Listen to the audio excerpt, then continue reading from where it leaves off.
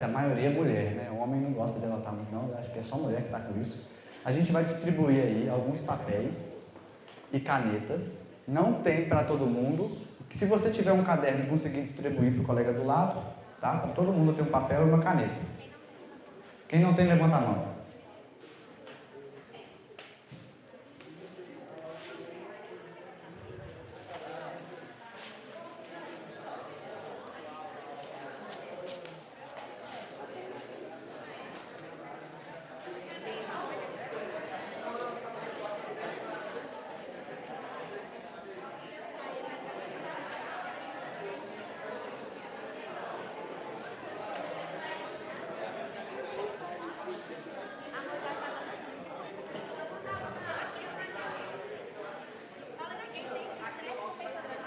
Quem que tem sobrando aí?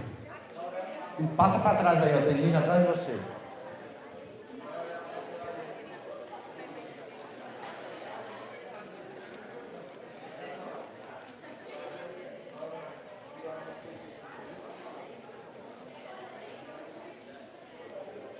Lá, você tá sem, né?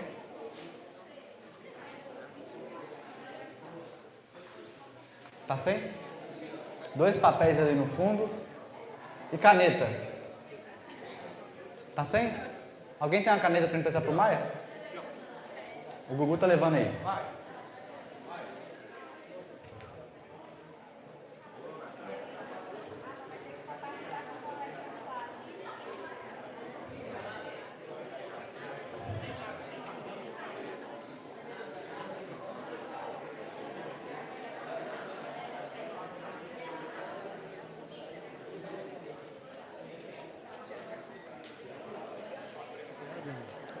Ô, mano, como é que chama o doidão que tá na letra ali? É o Vitor. Legal. Amém, todo mundo? Todo mundo então. Quem não tá, levanta a mão. Nossa, gente, são tanta gente ali, ó. 1, 2, 3, 4, 5, 6. 6 canetas. Vamos fazer o seguinte, reveza aí. Você que tá do lado dele, mas eu preciso de papel também. Você que tem um caderninho em branco aí, quiser arrancar uma folha aí, nos ajudar.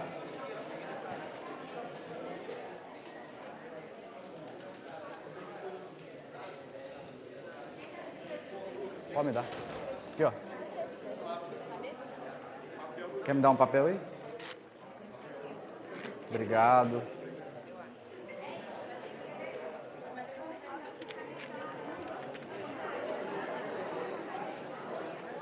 Pegar onde cada um não faz falta não, né? Ah, é? Você já tem? Tem? Ah, tem.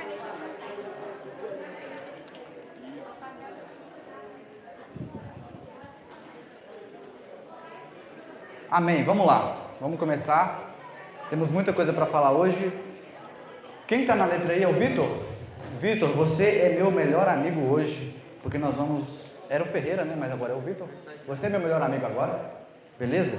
Queria abrir em Neemias, capítulo 8, versículo de 1 ao 6. Abra, por favor, Neemias 8, 1 ao 6. Vamos ler juntos.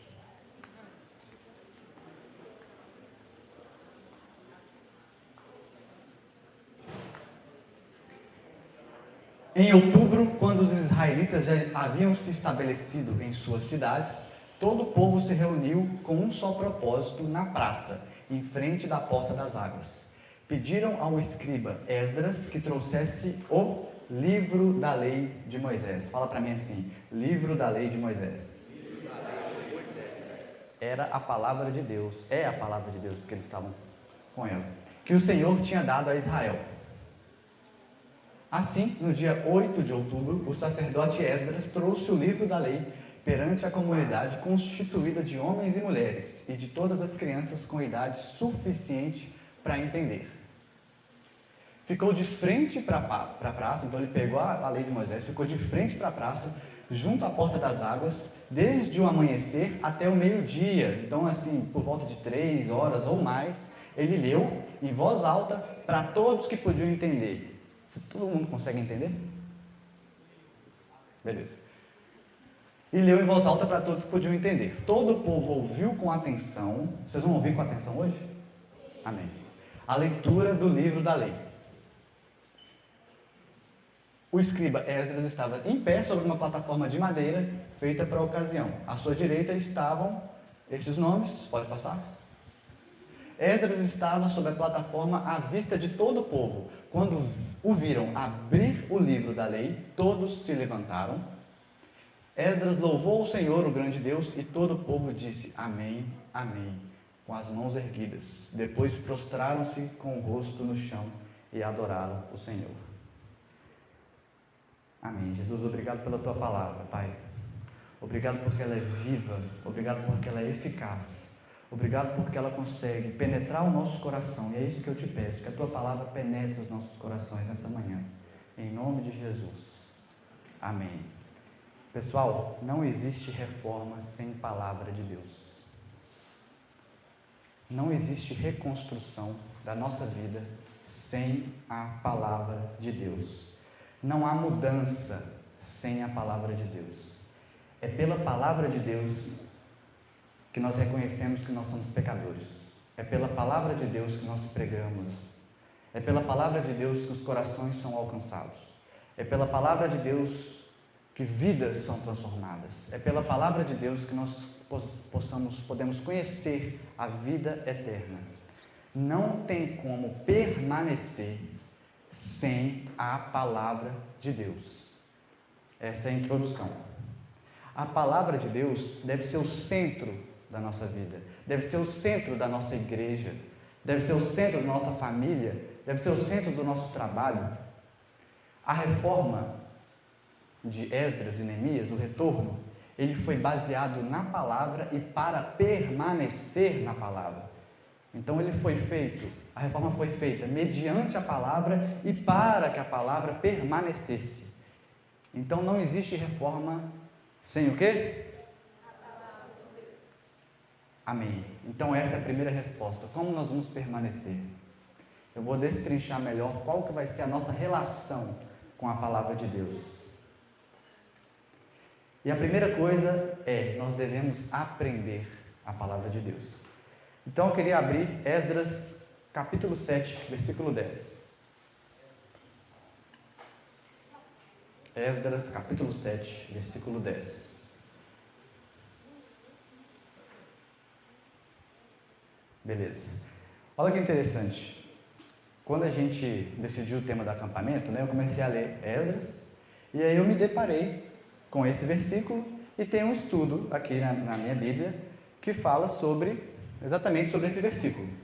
E alguns dias, algumas semanas depois, a gente estava no DCN, e o pastor Jeremias, falou a mesma coisa que a gente tinha estudado, e foi assim, foi uma confirmação, foi algo precioso que eu recebi, que eu compartilhei com a liderança, e eu quero compartilhar com vocês. Vamos ler juntos. Esdras tinha decidido, fala comigo, decidido. Hoje é um dia de decisão, vocês vão tomar decisões aqui. Estudar, fala estudar. Mas aqui, vamos trocar estudar por aprender? Beleza? Então primeiro, aprender a lei do Senhor, obedecer e ensinar. Então beleza, qual que é a primeira? Aprender. A segunda é obedecer e ensinar. Essas três coisas. Mas vocês percebem que existe uma ordem? Existe uma ordem, não é por acaso. Como é que você vai obedecer se você não aprendeu? Você precisa primeiro aprender, para depois obedecer, praticar e depois ensinar. Você já viu aquele cara que está no Instagram e fala assim, você quer ganhar dinheiro e tal? Arrasta para cima? É tipo assim, ele está ensinando sem ter praticado. Tem muito vendedor de curso que vende curso sem ter praticado ou ter aprendido. O que a gente tem que fazer primeiro? Aprender. Depois obedecer. Depois ensinar. Amém? Não tem como ensinar se você não pratica. Não é possível praticar sem você ter aprendido. É isso, né? Não é possível colocar em prática sem ter aprendido. Você não consegue jogar um jogo sem saber as regras. É a mesma coisa que um médico vai fazer uma cirurgia sem ter feito medicina. Não tem como a gente viver a nossa vida sem aprender a palavra de Deus, porque Ele é o manual da nossa vida. E eu tenho uma pergunta: quanto tempo vocês têm gasto aprendendo a palavra de Deus, se alimentando da palavra de Deus? E outra pergunta: do que você tem se alimentado? E, coincidência ou não, não, esse aqui é Android. Tem algum iPhone aí? Peça um iPhone. iPhone, Android. Não é contra não é propaganda não, viu gente? O que a gente tem se alimentado? Um dos maiores concorrentes da palavra de Deus nesse tempo é o celular, né? É o seu celular. Isso eu falo para mim mesmo. Quanto tempo eu tenho gastado aqui no celular? Faz essa reflexão, né? Às vezes a gente acorda, pega o celular. Vai dormir e está com o celular na cabeceira. Você vai no banheiro e está com o celular. Vai tomar banho e põe uma música. Vai almoçar, almoça no celular. Se a gente trocasse o celular pela palavra de Deus, a gente estaria se alimentando muito mais da palavra de Deus. E o que acontece quando a gente se alimenta muito, né, das informações que estão aqui? Nós temos muitas informações, a gente tem se alimentado de Instagram, de vídeos, é muita informação, mas pouca profundidade, muita coisa rasa. Você aprende um pouco dali, você está no story assim, você vê uma criança chorando, aí você fica triste. Aí você vê uma notícia boa, você fica feliz. Aí você vê lá, está tendo uma guerra lá, o Trump capturou Maduro. Aí depois tem outra guerra, aí depois tem uma notícia boa. Se você pira, você fica pirado. E são informações superficiais que o nosso corpo, a nossa mente não está pronta e não foi feita para conseguir assimilar um tanto de informação que gera várias emoções e deixa a gente ansioso muitas vezes, deixa a gente desnorteado. Se a gente trocasse o celular pela palavra de Deus, gastar o celular aí 45 minutos no dia, acho que seria o suficiente, seria o limite. E olha que interessante, Deus nos dá várias virtudes. Deus, por exemplo, Deus é bom. E Ele nos dá a oportunidade de sermos bons. Qual outra virtude que Deus tem que nós também podemos ter? Alguém quer chutar aí alguma coisa? Falei bondade, tem mais alguma outra coisa? Empatia? Empatia. Quem falou empatia? Empatia. Boa. Quem mais? Excelência. Fidelidade. Nós podemos ser fiéis, devemos ser fiéis. Alegria. Criatividade. Misericórdia. Mas existem três virtudes que Deus não quer que a gente... É como se fossem virtudes que só Deus tem. Quem quer chutar aqui? Boa. Onisciência, onipresença e onipotência. Onisciência, onipresença e onipotência. E o que o celular faz com a gente? Eu sou onisciente, eu estou sabendo de tudo. Eu consigo saber todas as informações. Eu sou onipotente, eu consigo comprar com o meu celular, eu consigo mandar mensagem, eu consigo fazer transferências, eu consigo ver um jogo, eu consigo estudar, eu consigo ler a Bíblia, eu sou onipotente. É uma falsa sensação de onipotência, uma falsa sensação de onipresença, porque eu consigo fazer videochamada para qualquer lugar do mundo. Onipresença, todo lugar do mundo. Onipotência, posso fazer tudo. E onisciência, eu estou sabendo de tudo que está acontecendo. Notícias, informações, e nós não fomos chamados para isso. Não são virtudes que Deus... Não é saudável para que a gente seja assim. E eu queria abrir em Gênesis 3:5.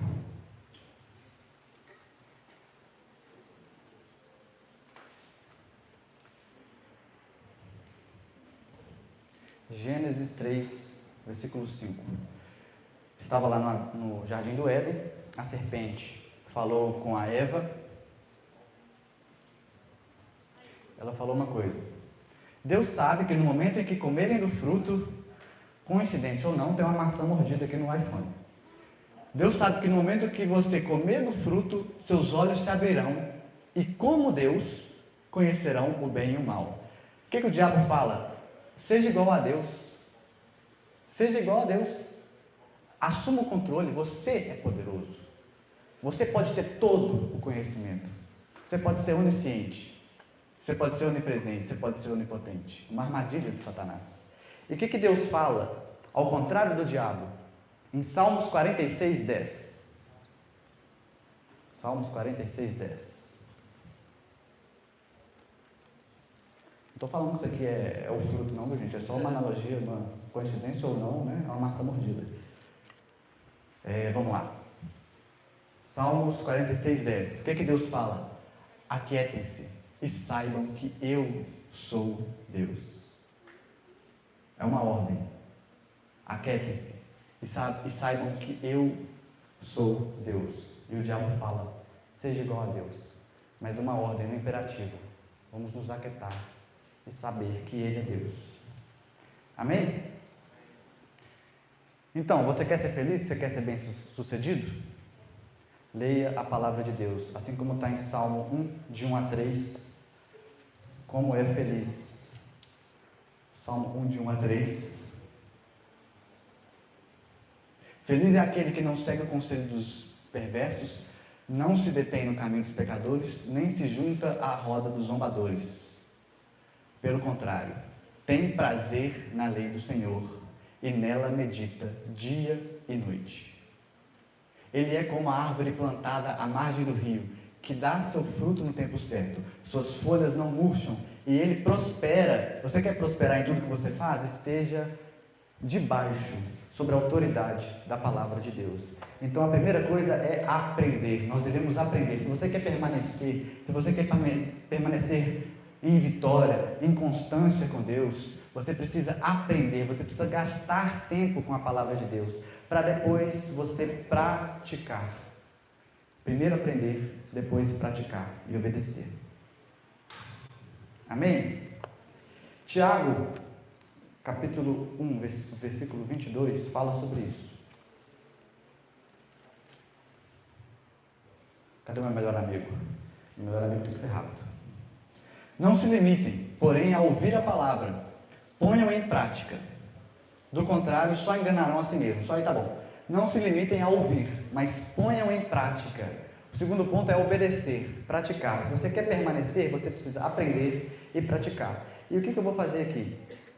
Eu vou trazer, são 5? São 5 tópicos sobre praticar. Mas eu queria que você anotasse aí no seu papel a primeira decisão. Se você sentiu no seu coração, se você tem esse desejo, eu quero que você escreva a primeira decisão de hoje. Que é o seguinte: eu decido a ler, ouvir, aprender e meditar na palavra de Deus. Ler, porque você vai ler. Ouvir, porque você vai aos cultos, você vai na igreja, você escuta. Eu decido ler, ouvir, aprender e meditar na palavra de Deus. Se você tomar essa decisão, anote aí.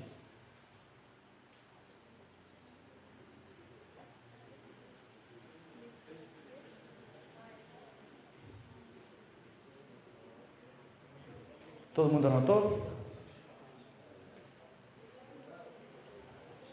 Ler, ouvir, aprender e meditar na palavra de Deus.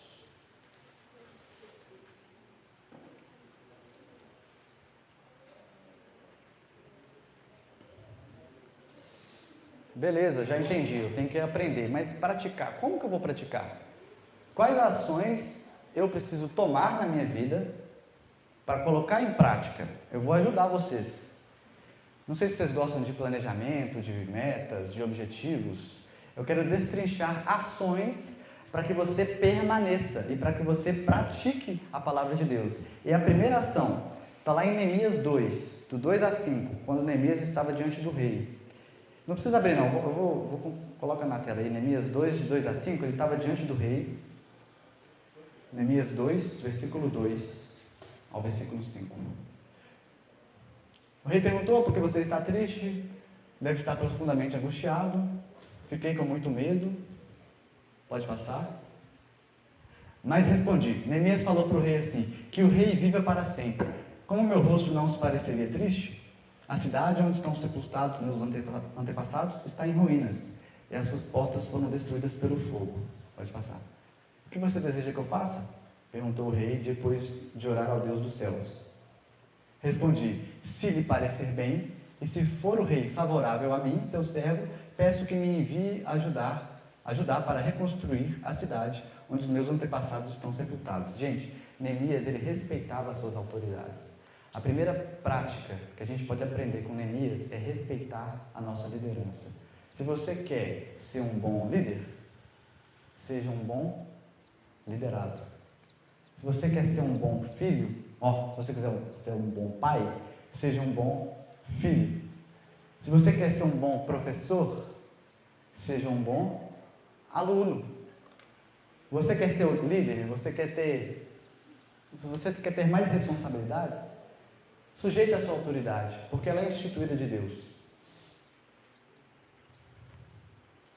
Mas eu não gosto do meu líder, eu sinto que eu não bate muito bem. Mas você não vive por sentimentos, você vive por princípios. E esse é o primeiro princípio, respeitar a sua autoridade, porque isso é uma atitude de humildade. Porque se você não respeita, você está falando assim, quem é esse cara para falar isso comigo? Quem é você? Eu sei muito mais do que você. Que cara tosco, eu consigo seguir minhas regras. Isso é o quê? Soberba. Se você quiser ser humilde, sujeite a autoridade, e essa é a primeira prática. E honre seus pais. Isso é um mandamento de Deus, com promessa. Então a segunda decisão que você vai anotar aí é: eu decido honrar meus pais. Só anota se você realmente decidiu. Não estou mandando você anotar. Mas se você decidiu, eu decido honrar meus pais e eu decido respeitar a minha liderança.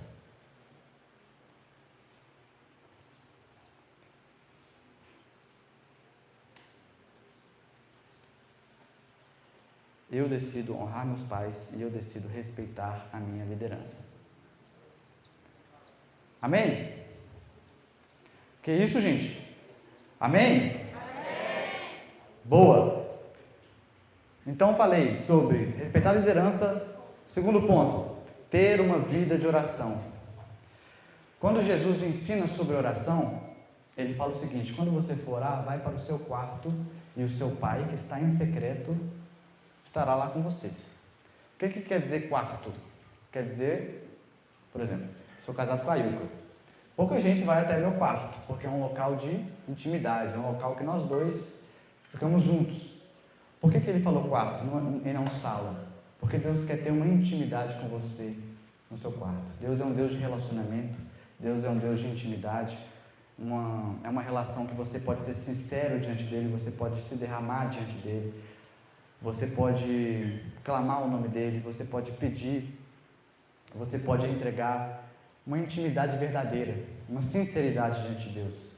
Então eu queria que você anotasse: eu decido orar todos os dias. Quem concorda com essa decisão aí? Quem vai permanecer e vai permanecer uma vida de oração, anota aí: eu decido orar todos os dias.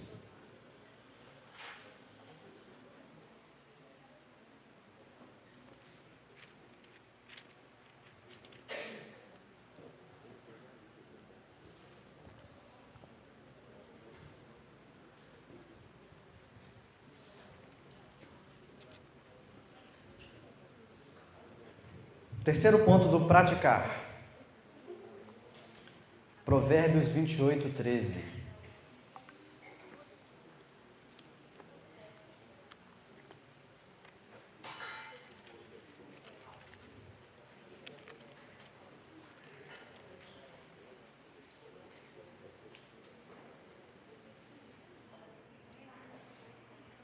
Quem oculta seus pecados não prospera. Quem os confessa e os abandona, recebe misericórdia. Quem oculta seus pecados não prospera, e quem confessa e os abandona, recebe misericórdia. Gente, isso é uma coisa muito séria, porque o pecado encoberto é como se fosse um impeditivo para você alcançar misericórdia. Se você está se sentindo culpado, se você está sentindo que você está travado, um peso para a sua alma, é preciso confessar. Talvez tem muitos aqui que carregam um peso por causa de um pecado encoberto. É um travar, você está travado. Se você não confessar e abandonar, se você quiser alcançar misericórdia, confessa e abandona. Provérbios 28, 13. E quem fizer isso alcançará misericórdia, e a palavra fala que Deus é fiel e justo para perdoar os nossos pecados. Isso nos sará de toda injustiça. Então você deve confessar os seus pecados a Deus. Porque quando você confessa, é como se você estivesse concordando com Deus de que você errou. Você está concordando, Deus, eu errei. É um ato de humildade. E esse ato de humildade e confessão desemboca no perdão de Deus. Não há cura para quem não se arrepende. Não há cura para quem não confessa e se arrepende. Então, essa decisão ela é mais forte. Quarta decisão. Eu decido confessar os meus pecados a Deus. E o mais incrível é que Ele já sabe do seu pecado. Mas Ele quer. E a palavra afirma para você confessar e abandonar o seu pecado. Para alcançar misericórdia. Eu decido, quarta decisão, confessar os meus pecados. Gente, tudo isso que eu estou falando é um passo a passo, são ações para que nós permaneçamos no amor de Deus e a gente progrida, que a gente desenvolva a nossa salvação. Amém? Vamos lá, Tiago capítulo 5, versículo 16. Eu estou com dificuldade de abandonar o meu pecado. Eu confessei a Deus. Eu confesso, eu vou no meu quarto, eu confesso, eu tento largar, mas eu não consigo. Eu confesso de novo, me arrependo, caio na mesma coisa, e vou lá e confesso, me arrependo, e fico mal, e fico com culpa, e vou para o meu quarto de novo, e erro e confesso. Eu não consigo sair disso, o que eu posso fazer? Em Tiago, capítulo 5, verso 16, fala: portanto, confessem seus pecados uns aos outros, e orem uns pelos outros para serem curados. Para você ser liberto, para você ser curado, você precisa confessar o seu pecado uns aos outros. Mas deixa eu deixar claro uma coisa aqui. Não é confessar para o seu amiguinho que está na mesma situação que você, ou sua amiguinha, e você desabafar e tal. Procura uma pessoa sábia e de preferência que já venceu esse pecado que você está vivendo. Isso é libertador. Aí você fala assim: eu morro de vergonha, eu não quero fazer isso, isso tem me impedido. Eu vou te falar, a sua vergonha está sendo maior do que o seu desejo de vencer esse pecado. Se o seu desejo de vencer esse pecado for maior do que a sua vergonha, se humilha e encara essa vergonha e confessa para um líder, para você ser curado, para vocês orarem juntos. E é para ter vergonha mesmo, porque aí você vai ficar com mais vergonha se você voltar lá de novo para falar a mesma coisa. Então um pouco de vergonha é até bom. Porque aí você vai ficar assim: nossa, vou ter que ir lá de novo? Quem sabe isso pode ser um libertar, né, para a sua alma, para que você seja curado. Isso é poderoso. Então eu queria até incentivar. Na nossa igreja a gente tem liderança sadia, uma liderança sábia. Pode procurar. Tem a Ilka, Pastor Léo, Aline, Luiz, Rafa, Bruno, Marina, Gugu, Paulinha. Nós não vamos julgar vocês. É um ato de humildade, é um ato de fé, é um ato de que você fala: eu preciso de ajuda. Nós precisamos de ajuda, ninguém é suficiente sozinho. Nós precisamos da ajuda de Deus, Deus nos perdoa. Mas Deus usa o nosso irmão para que a gente possa ser curado. Então, se você sentiu isso no seu coração, essa decisão está ficando um pouco mais forte. Porque se você decidiu, eu quero ver se a sua decisão tem poder mesmo. Eu decido confessar os meus pecados a alguém de confiança. Só se você decidiu, anota isso aí. Só se você deseja ser curado. Mais do que a sua vergonha. Se o seu desejo de ser curado é maior que a sua vergonha, anota e decide confessar os seus pecados. Então, confessar o pecado a Deus, confessar os meus pecados para alguém de confiança.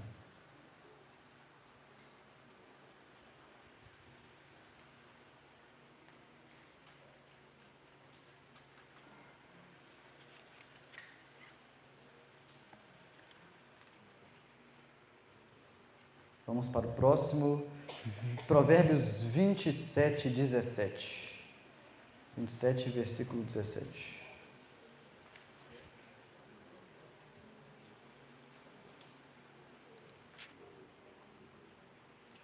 Eu acho que eu anotei errado aqui. Não, é isso mesmo. Como o ferro afia o ferro, assim um amigo afia o outro. Imagina um ferro afiando ferro. Ou seja, para o ferro ser útil, ele precisa ser afiado.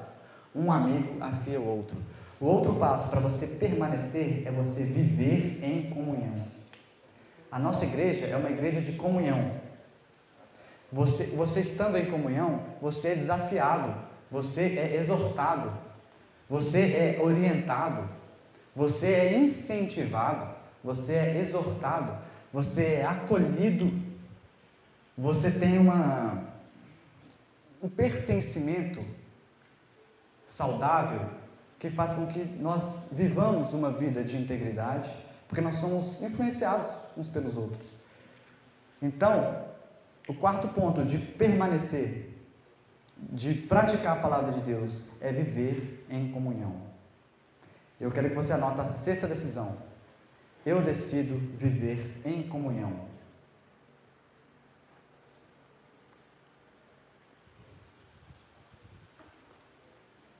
Eu decido viver em comunhão. Ó quão bom e agradável é que os irmãos vivam em comunhão. Quem gosta de comunhão aqui? Olha que beleza, gente. Esse acampamento é pura comunhão. A gente não consegue vencer nada sozinho. A gente não consegue ser feliz sozinho. Tem até uma pesquisa de Harvard que fala que as pessoas mais felizes são as pessoas que têm amigos. Amizade é bênção de Deus. Boas amizades é bênção do Senhor. Gente, como é bom e agradável quando os irmãos vivem em união. Tem 3 meninos dormindo. O que a gente faz? 1, 2, 3. Aê!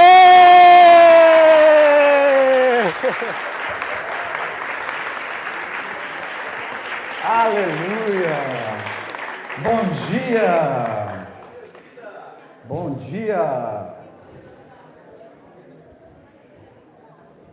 Eu decido ficar acordado. Aleluia! Anota aí, igreja! Eu decido ficar acordado durante os cultos.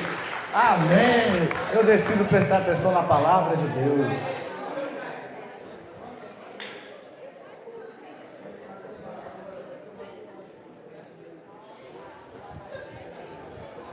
Gente, vocês estão entendendo? Tem alguma dúvida até agora? Tá fazendo sentido? Tá legal aí? Então vamos fazer um negócio aqui. Vamos ficar mais animado aqui. Você vai juntar aí 3 pessoas e vai comentar o que você já aprendeu até agora. Pode ser? 3 pessoas, eu vou marcar aqui no relógio 3 minutos. 3 minutos, tá acabando. 3 minutos. É para falar sobre o assunto, hein?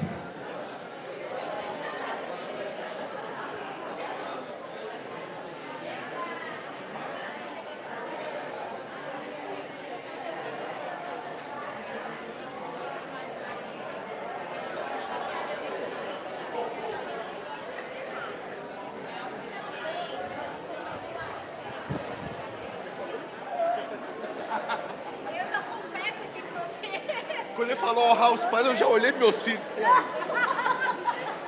Tá fazendo sentido? Tá, calma, agora É prática, é prática. É isso aí. Amém. Hã?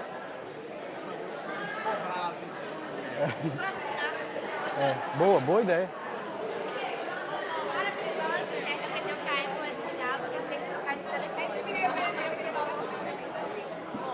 Uai. A palavra de Deus é relevante. Ah, é verdade.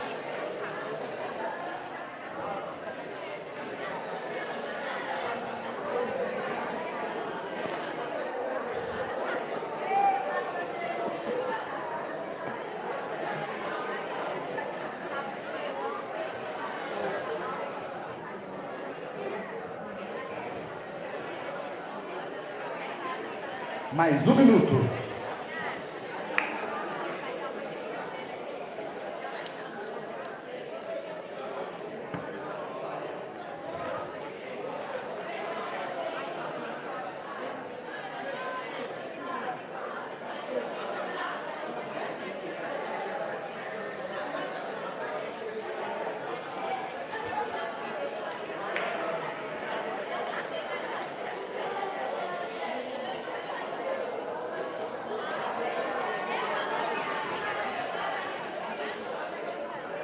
Bora, galera, já foi. Passou aí. Aqui, eu quero retificar uma coisa aqui, ó. Uma coisa muito importante. Quando você anotou que você vai decidir aprender, ler a palavra de Deus, eu quero que você coloque assim, todos os dias. Todos os dias. Você não come todo dia? Você não escova dente todo dia? Você não pega o celular todo dia? É todo dia. Todos os dias.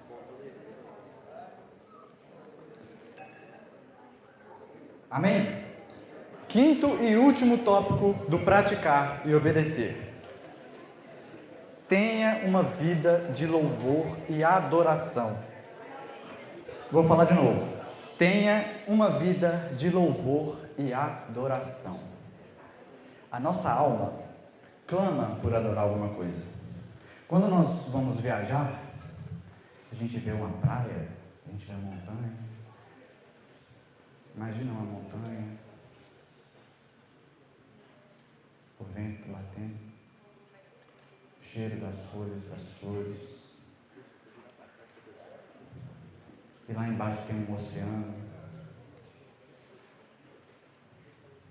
Você pensa assim, que maravilhoso.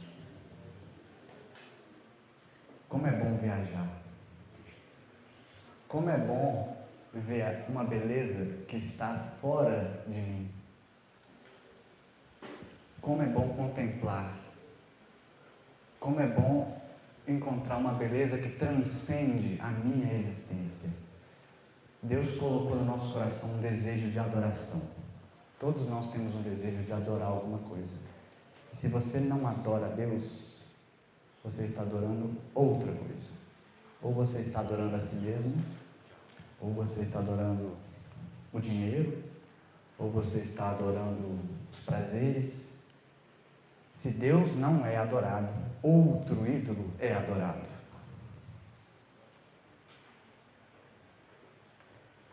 E a palavra fala, Paulo fala, que vocês adoram aquelas estátuas que têm mãos, mas não tocam, têm olhos, mas não veem, têm boca, mas não fala. E se você adora, você se torna semelhante a elas, ou seja, você fica insensível. Você tem mão, mas não toca, tem olho, mas não vê, tem boca, mas não fala. Você se torna semelhante. Você se torna semelhante ao que você adora. Você quer ser imagem e semelhança de Deus? Adore a Ele. Adore, louve. A adoração é o seguinte: eu não consigo adorar algo que eu acho que é inferior a mim. Eu só consigo adorar algo que eu vejo que é superior. Eu me coloco numa posição de humildade e eu só consigo... É como se fosse assim, a adoração te coloca no lugar que você nasceu para ser. A adoração faz com que você enxergue a Deus da maneira que Ele deve ser enxergado e que você se enxergue da maneira que você deve ser enxergado. Então,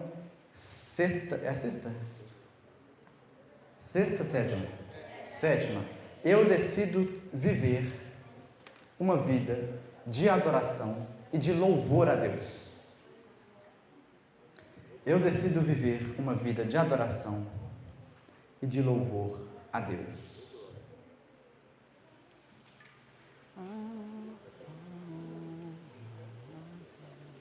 A força e o poder, a honra, a glória, a força. Ficou grave, peraí, vamos começar de novo. A honra. Opa, peraí. A honra, a glória, a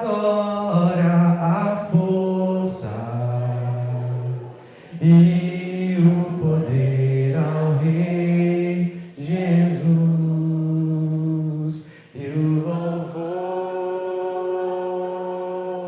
ao Rei Jesus, a honra, a glória, a força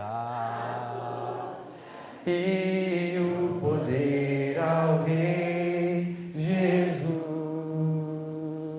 e o louvor ao Rei Jesus.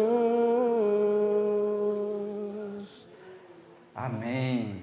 Eu decido viver uma vida de louvor e adoração a Deus. Amém. Amém.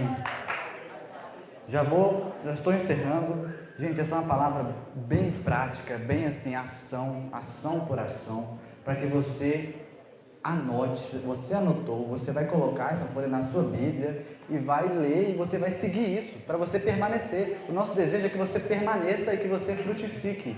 Nosso desejo é que você esteja na videira, porque na videira você vai frutificar. E a videira é Jesus Cristo.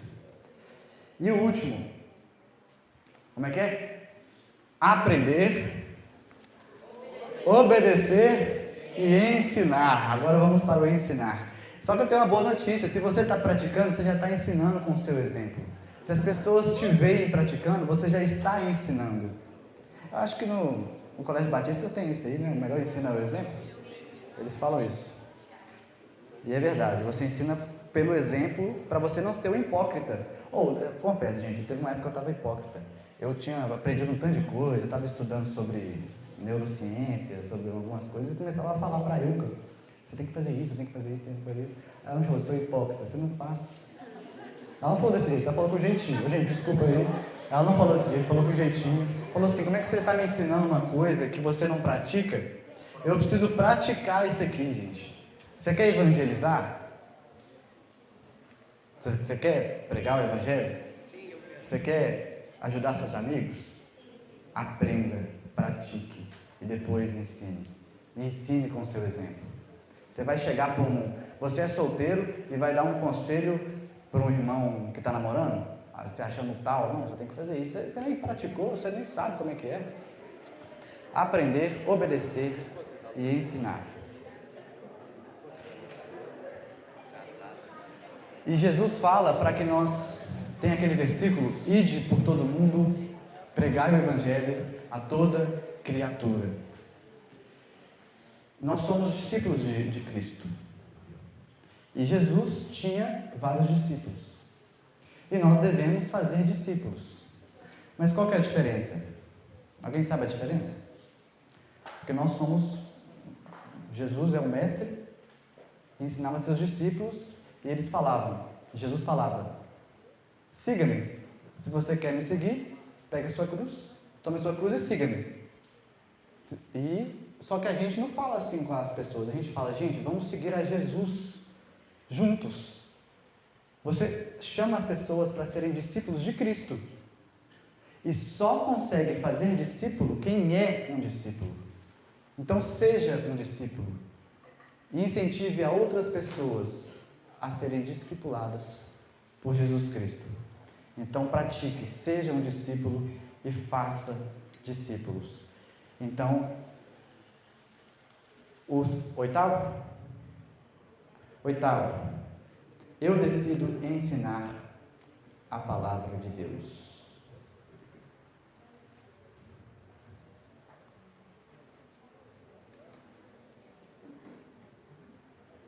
Eu decido ensinar a palavra de Deus. E nono, eu decido fazer discípulos para Cristo.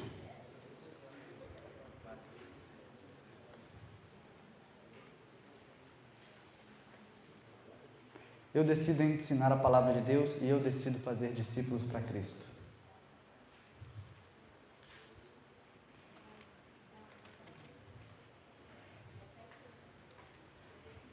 Amém? Então temos 9 decisões. Em Neemias, o povo escreveu, firmando uma aliança, firmando um compromisso. Eu quero que você assine seu nome. E a data de hoje, firmando um compromisso e uma aliança. Se você decidiu, assuma esse compromisso para que você possa permanecer. E gaste tempo. Tudo que a gente gasta tempo e atenção vai frutificar. Tempo e atenção. Tempo, atenção. Se você dedicar tempo e atenção na oração, se você dedicar tempo e atenção na palavra, tempo e atenção com a comunhão, tenho certeza que não só permanecer, você vai progredir. Tempo e atenção em todas essas decisões. E eu quero que todos vocês que firmaram essa decisão e assinaram, fiquem de pé. Nós vamos orar.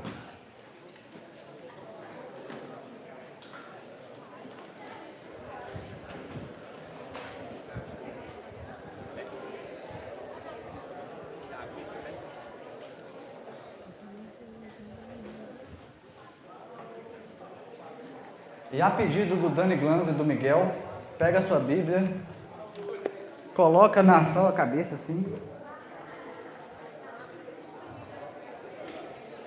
e fala assim: eu vou viver debaixo da palavra de Deus. Eu vou viver debaixo da autoridade da palavra de Deus. Isso é bobo, mas você vai lembrar para sempre. Você vai lembrar dessa coisa boba, mas que vai trazer uma memória para você aí. Amém? Queria o louvor aqui só para alguém, violão.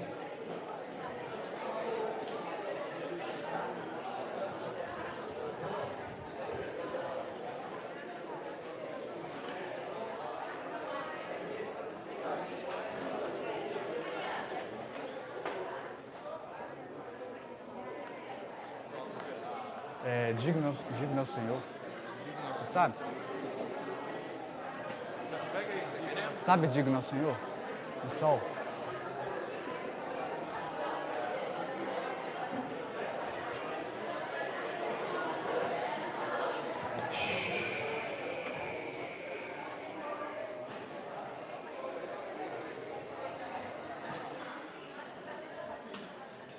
O que foi? Tô podendo cantar uma música? Dá tempo? Digno é o Senhor, refrão.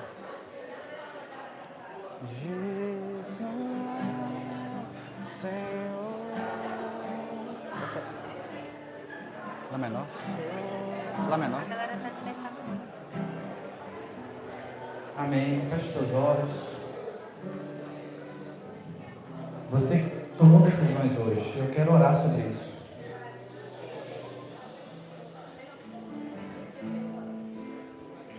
Eu quero orar sobre isso para que Deus te abençoe nessas decisões. Para que Ele nos abençoe, para que Ele nos ajude a permanecer. Para que não haja distração. E para que a gente tenha disciplina, para que a gente tenha esse hábito, para que a gente tenha esse desejo, essa motivação de permanecer, de progredir, de estar mais perto do Senhor, porque não há nada que importa mais do que estar junto ao Deus vivo. Amém. Vamos cantar uma canção, depois a gente ora. Digno é o Senhor sobre o trono está, soberano Criador, vou sempre te adorar.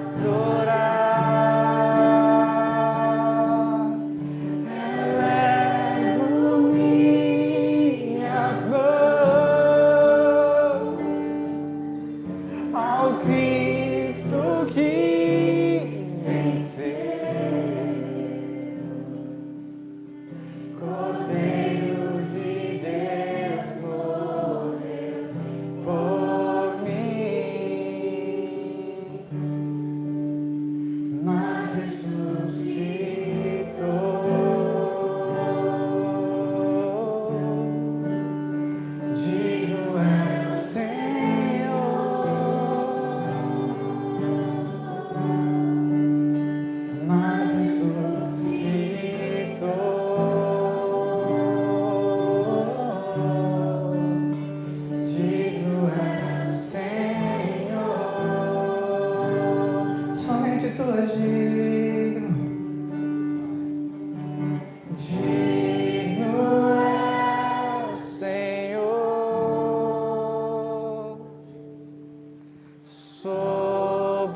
trono está.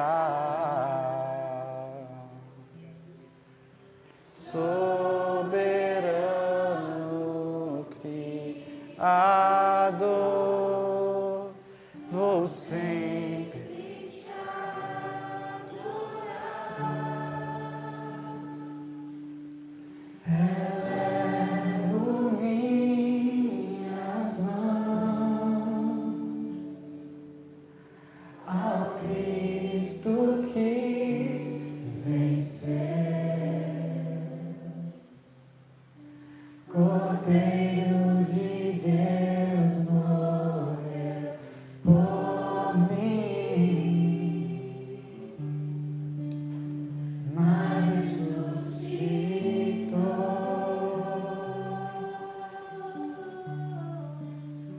Digno é o Senhor. Amém, Jesus. Eu quero colocar a vida de cada um aqui, Pai, no teu altar, Pai. Senhor, eu quero te pedir misericórdia, Pai. Eu quero te pedir graça, eu quero te pedir poder, Pai, para que cada um permaneça no Senhor. Permaneçam em Jesus, Pai. Permaneçam na videira verdadeira que é Cristo, Pai. Senhor, dê força para cada um de nós, Pai, a cumprir com essas decisões que foram assinadas aqui, Pai.